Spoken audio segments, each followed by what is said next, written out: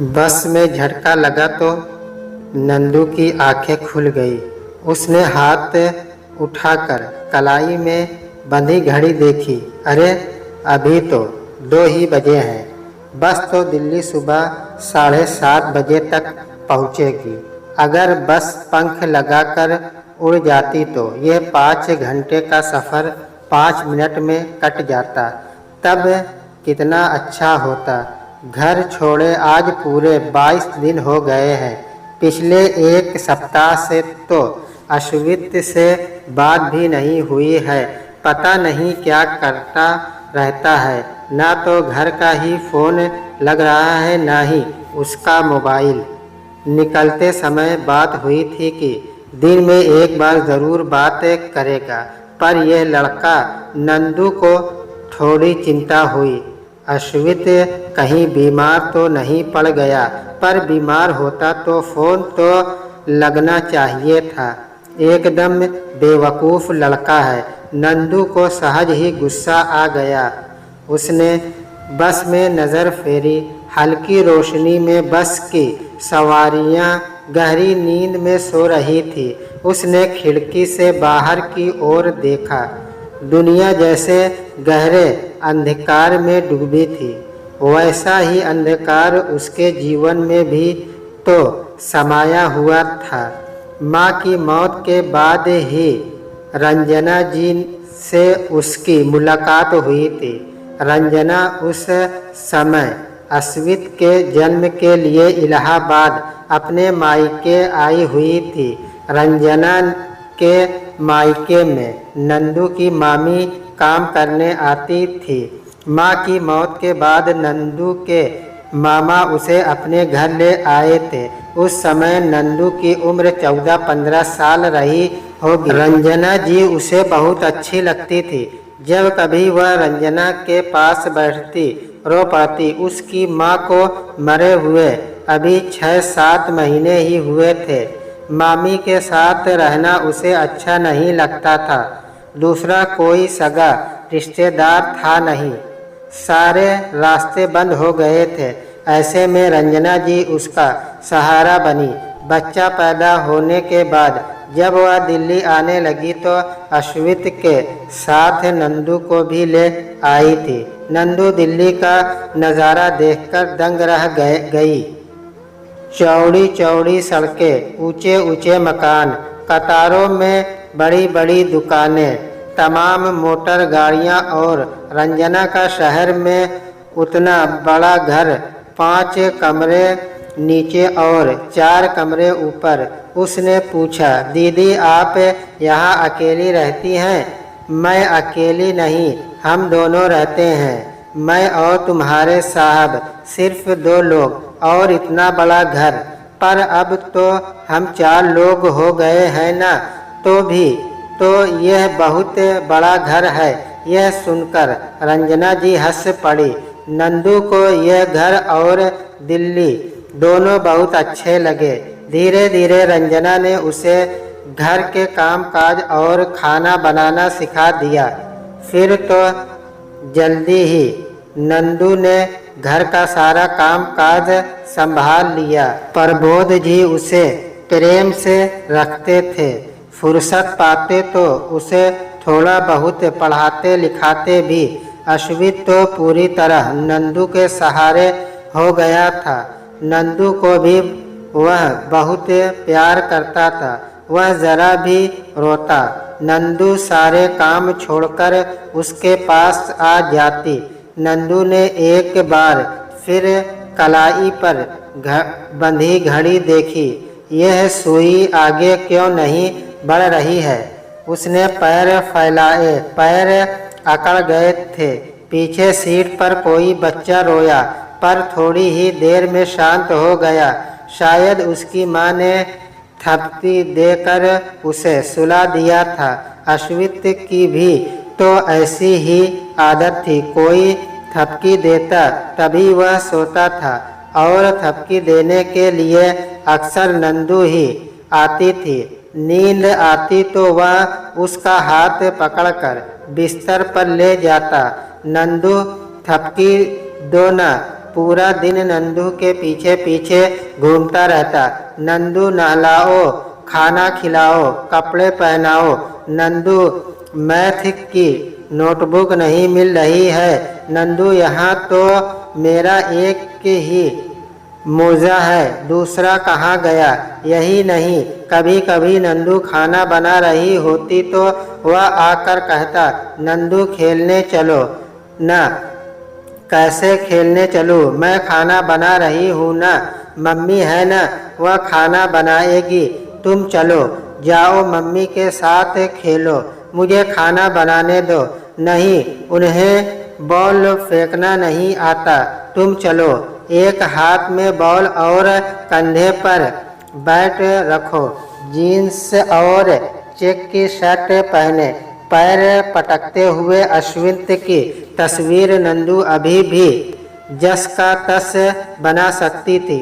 रंजना जी हमेशा खींचती, नंदू तुम्हें इसकी हर जिद मत पूरी किया करो। देखो ना, ये जिद्दी होता जा रहा है। नंदू हंस देती। अश्वित रोआसा होकर कहता, मम्मी मैं आपसे कहाँ जिद करता हूँ, मैं तो नंदू से जिद करता हूँ। मैं देखती नहीं कि हर बात में जिद करता है, जो चाहता है वही करवाता है। हाँ, नंदू से मैं जो चाहूँगा वही करवाऊँगा। रंजना नंदू को डांटती, तुमने इसे बिगाड़ कर रख दिया है, याद रखना एक दिन पछताओगी।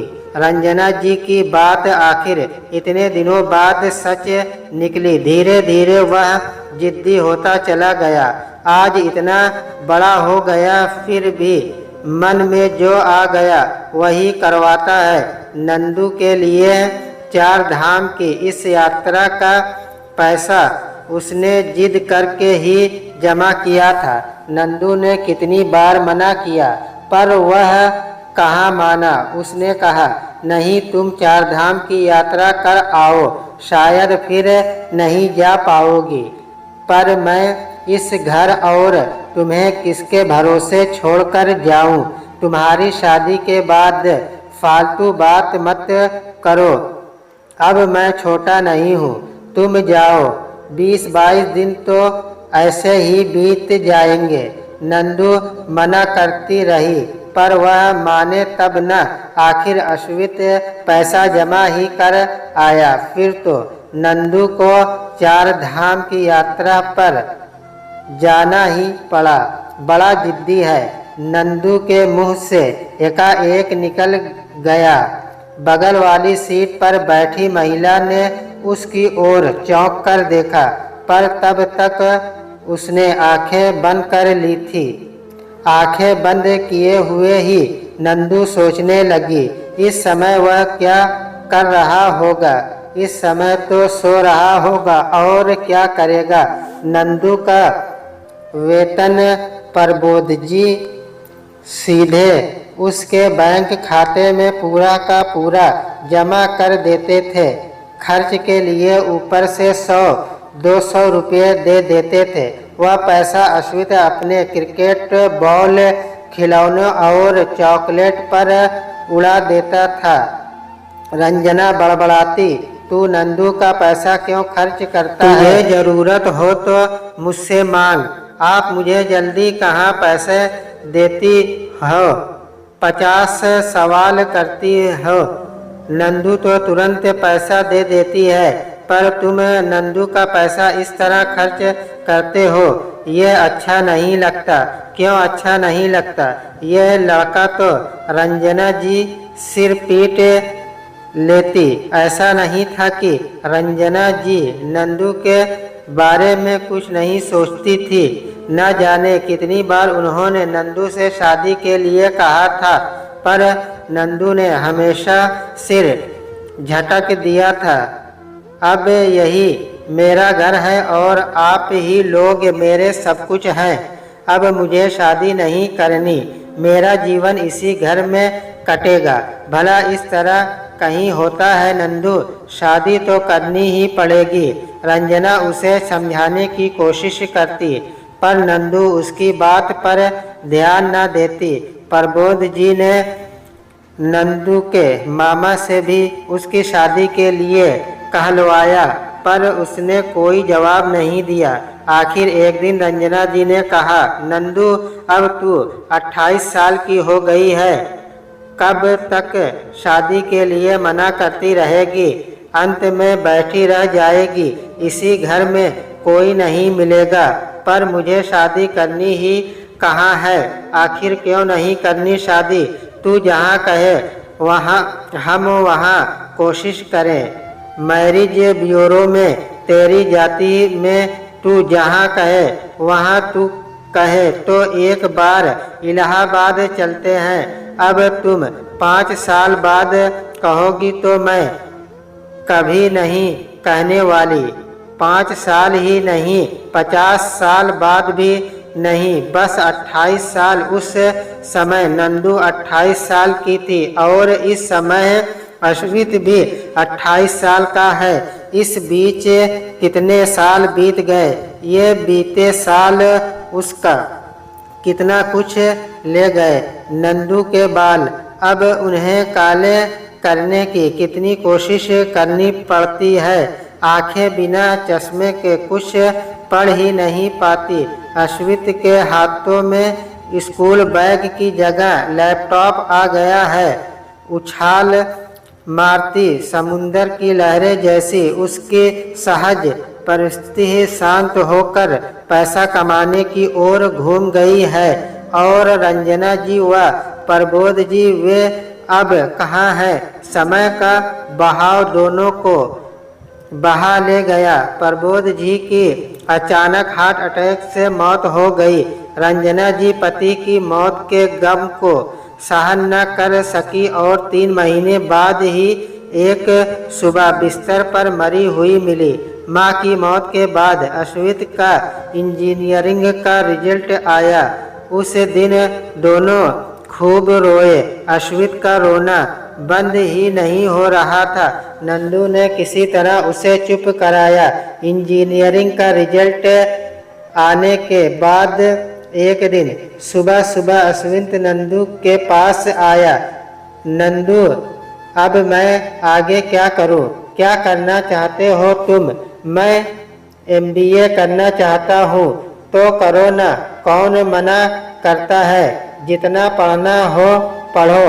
हाँ, पर अब पापा मम्मी नहीं है, इसलिए नंदू मैं पैसों की बात कर रहा हूँ। मैं जिस इंस्टीट्यूट से MBA करना चाहता हूँ उसकी फीस ज़्यादा है। अगर हम जमा पैसे से फीस भर देते हैं तो घर के खर्च का क्या होगा?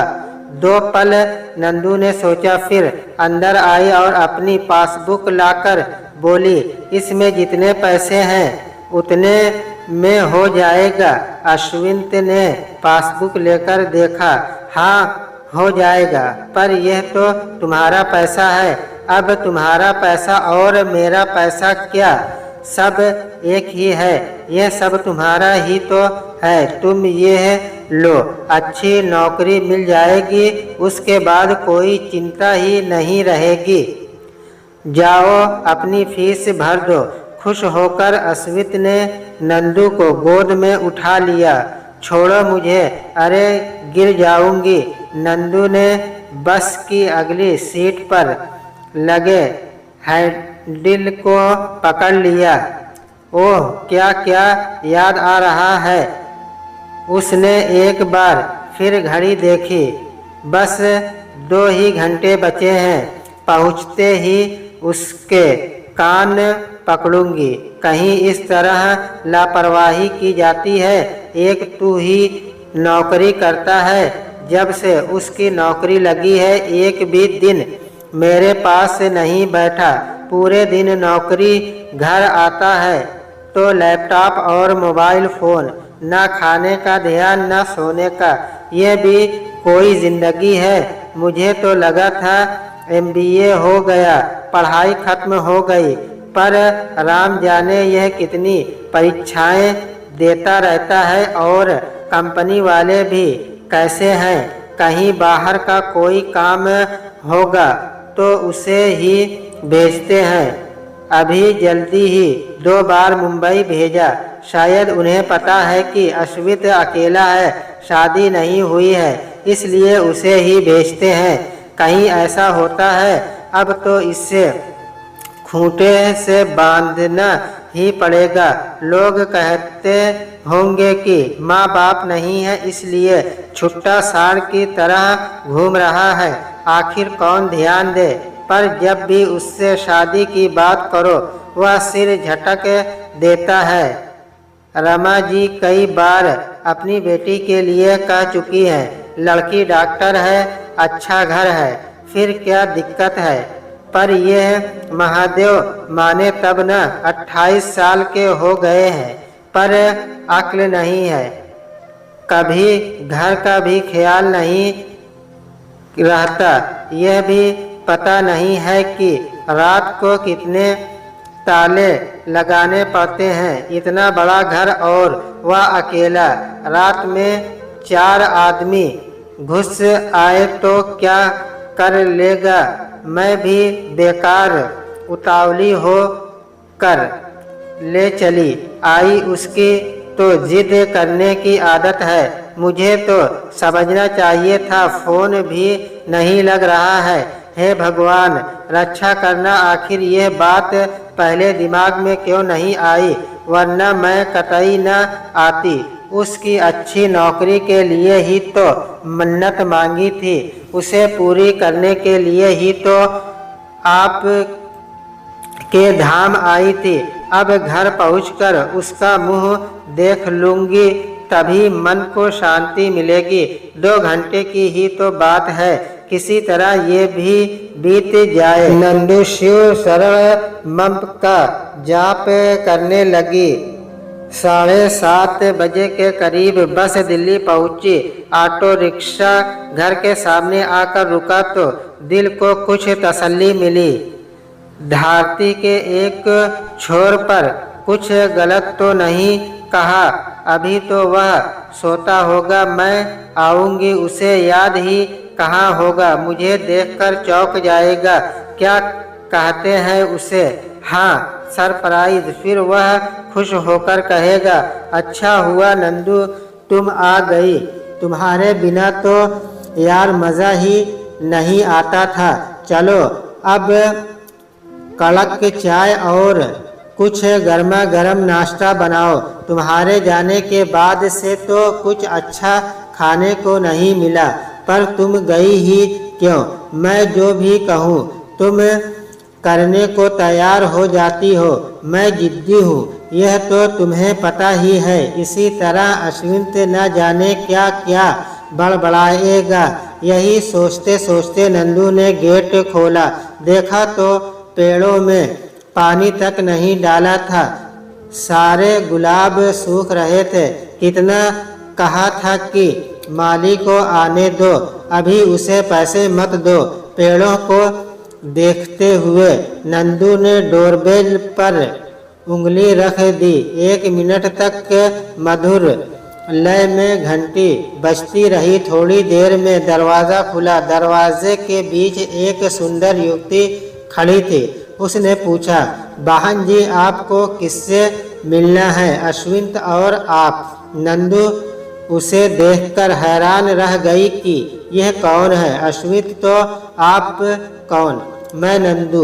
ओह नंदू जी, आइए आइए, अंदर आइए, रास्ता देखते हुए उसने कहा। वहीं खड़े खड़े नंदू ने सामने कमरे में नज़र दौड़ाई।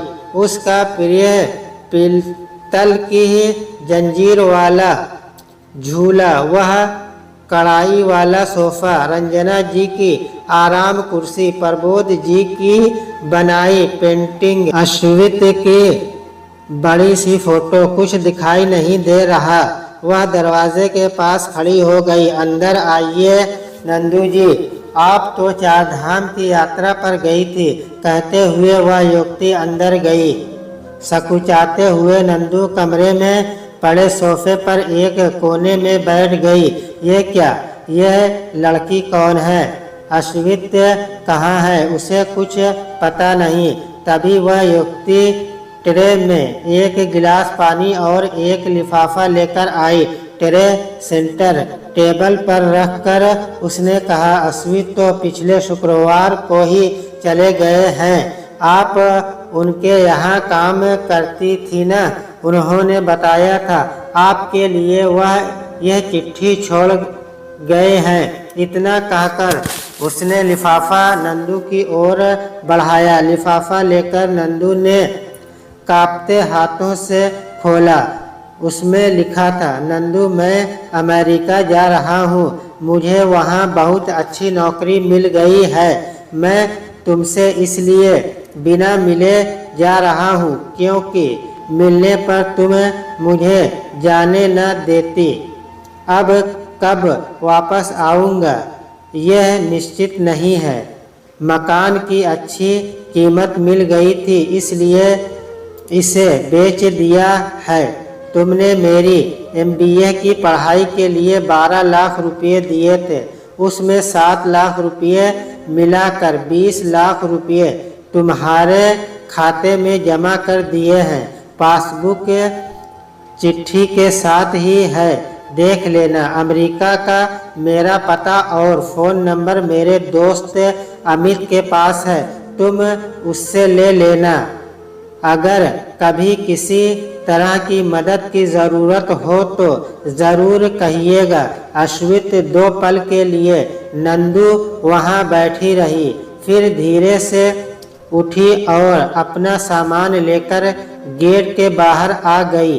आगे बढ़ते हुए उसने पलट कर देखा, क्या यही उसका घर था? वह उस राह पर बढ़ गई जिसकी कोई मंजिल नहीं थी।